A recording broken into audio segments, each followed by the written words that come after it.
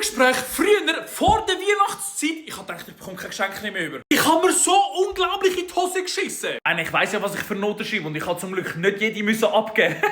Weil zum Beispiel unsere Parallelklasse hat mit einem 3,5 müssen von die Heie Unterschrift mitnehmen. Danke, liebe Lehrerin damals, dass Sie das nicht gemacht haben.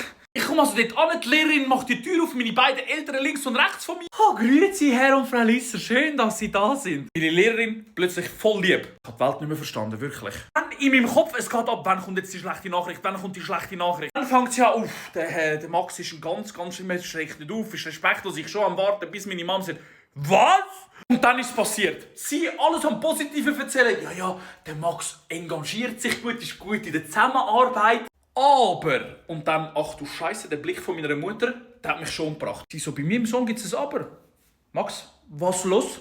Hä? Ab und zu sagt der Max ein bisschen zu viel im Unterricht, oder redet auch ein bisschen, hä? Ich dort so am Zittern, ich so, mein Gott, bitte red nicht weiter, meine Mom schaut schon, bitte. Mein Vater früher irgendwie einfach so am Schauen, er so, okay, das ist noch okay. Ich so, danke, kannst du vielleicht der Mami sagen, bitte? Ich habe mir dann erst mal so richtig etwas eskaliert bei eurem Elterngespräch. Dann haben wir mal so einen richtigen Zusammenschiss danach bekommen. Wenn mich richtig interessiert, schreibt es mal in die Kommentare. Aber absolut bodenlos, dass man das vor der Weihnachtsferien macht. Mach's doch bitte wenigstens nach der Weihnachten, nach Neujahr.